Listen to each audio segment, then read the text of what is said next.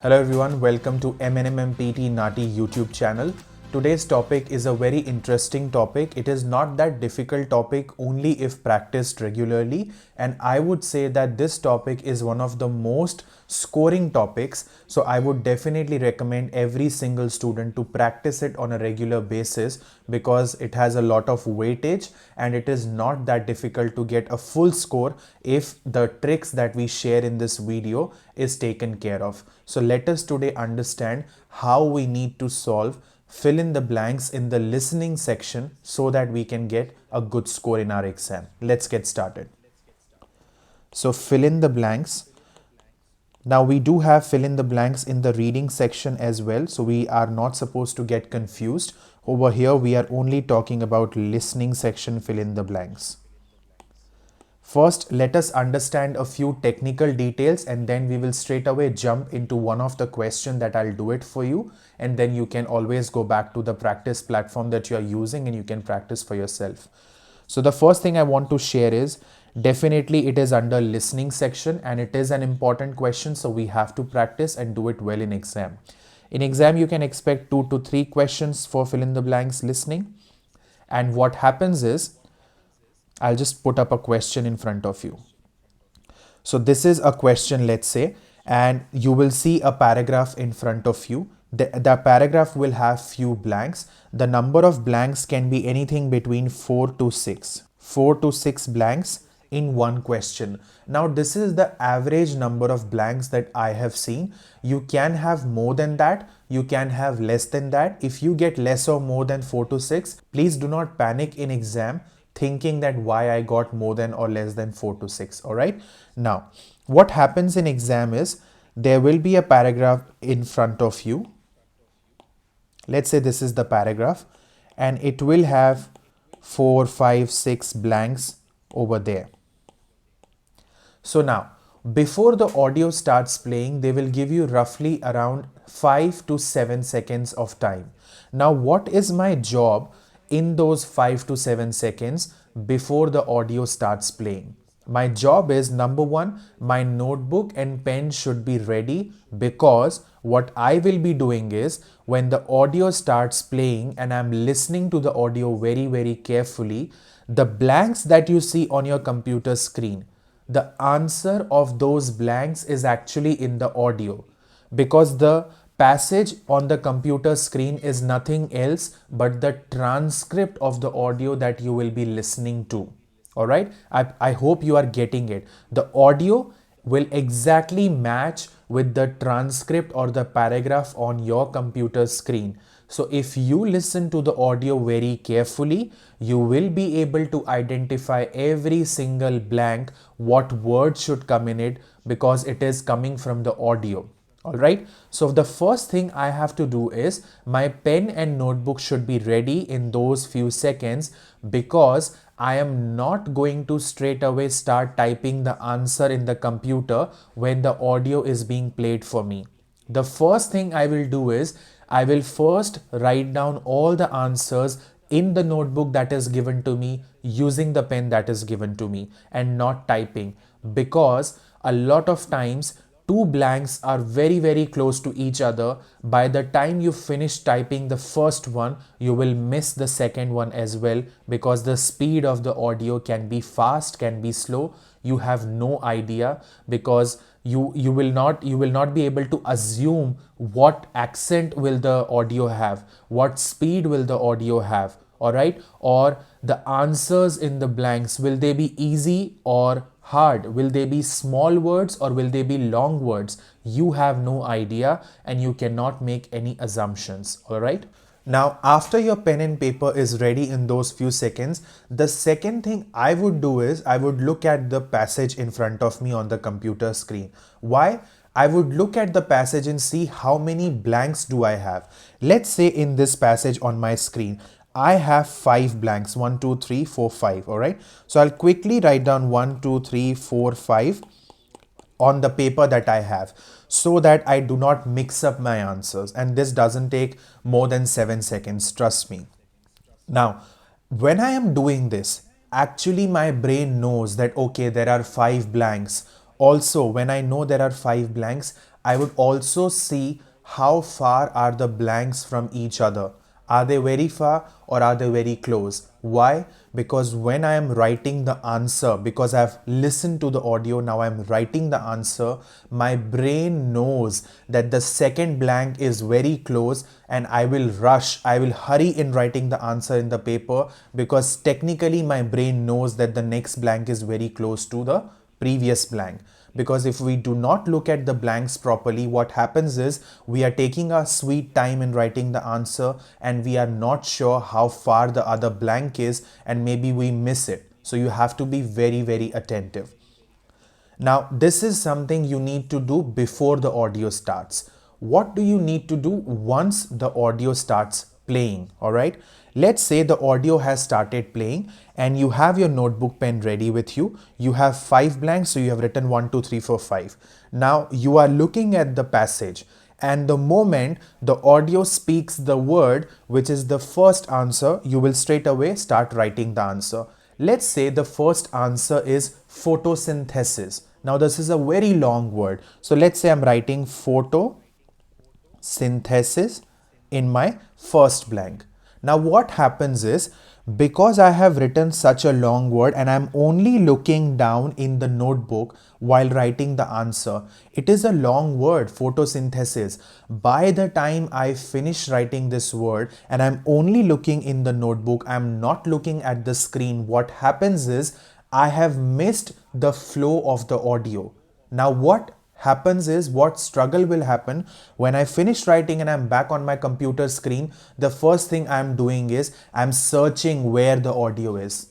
And you never know, in that search period you actually miss maybe the next blank or even 2 blanks after that. So what I would recommend is, when you are writing the answer, please make a habit that along with writing you also look at the computer screen, because if you look at the computer screen, you know where the audio is. By when you finish writing the answer in the notebook, you do not have to search for the line where the audio is going on. This will save a lot of time, energy, and it will also not frustrate you when you are solving fill in the blanks. And trust me, when you make this a habit, it won't be that difficult when you're doing your actual exam. All right.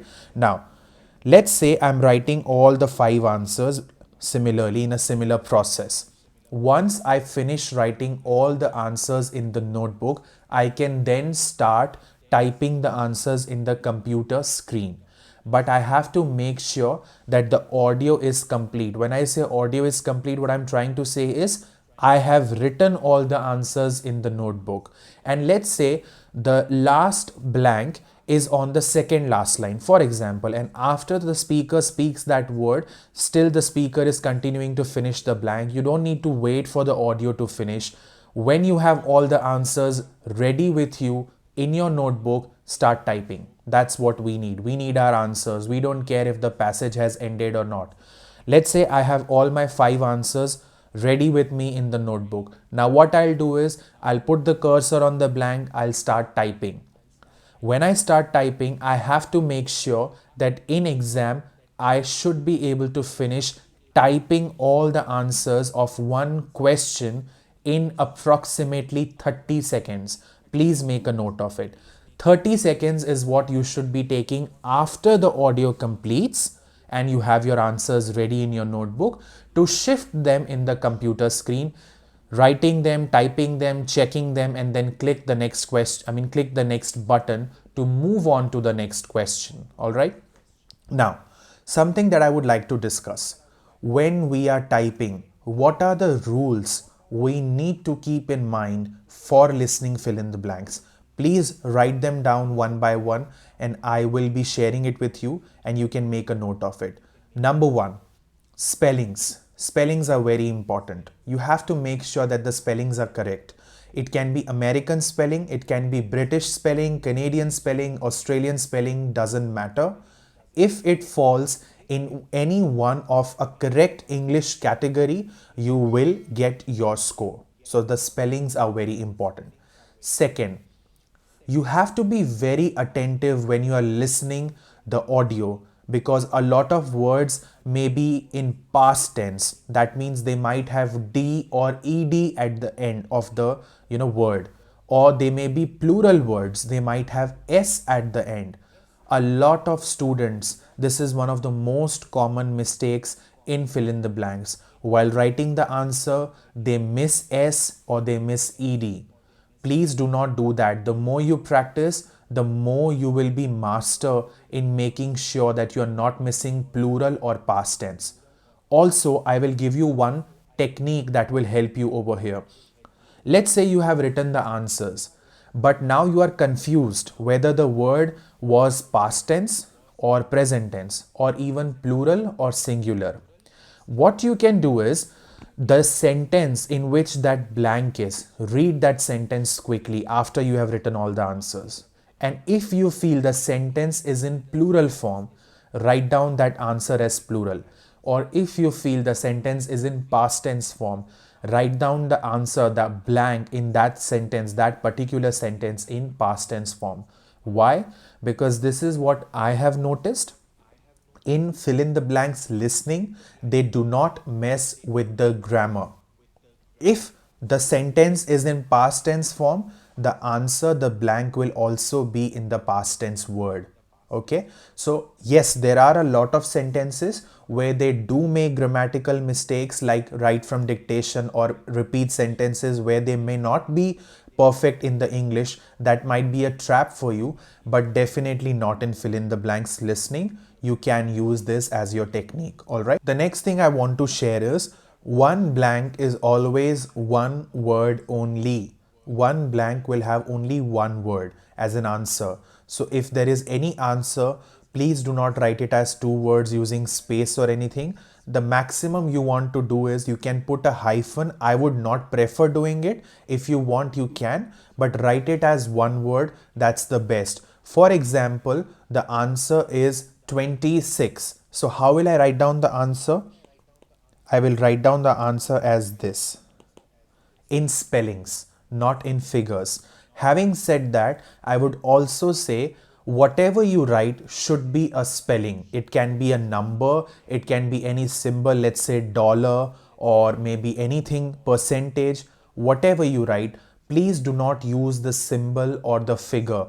Always use spellings only. And if it is a name, it should start from a capital letter. Or if the blank is the first word of the sentence, also it should start from a capital letter. These things are very small: capital letters, spellings, writing everything in the spelling form, not using any symbol or any punctuation inside the blank. Very small technical details, but if you do not take care of them, you will lose your marks. Having mentioned marks over here, what is the weightage of this topic? Let us understand that. Because you are listening and you are writing, the scores will go to both listening and writing section. Alright? And what is the total weightage of this topic? 21 marks out of 19.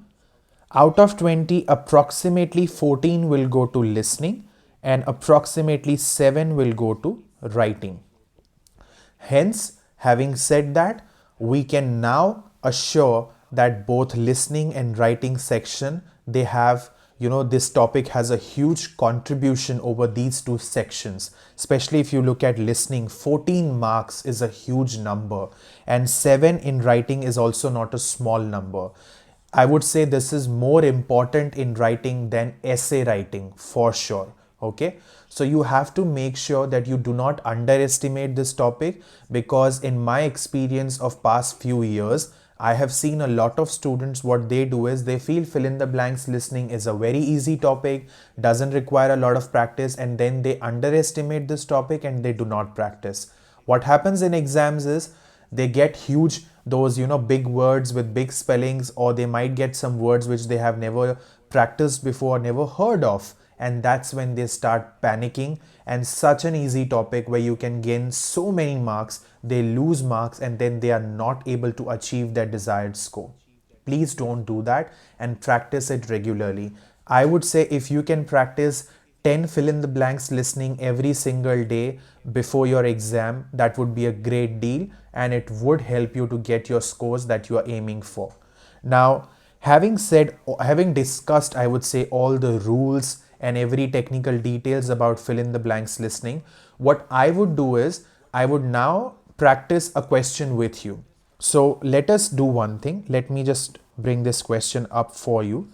This is one of the important exam questions, if you can have a look here. According to the Roman Catholic Church, individuals of the purest faith remain in a lifelike state after death.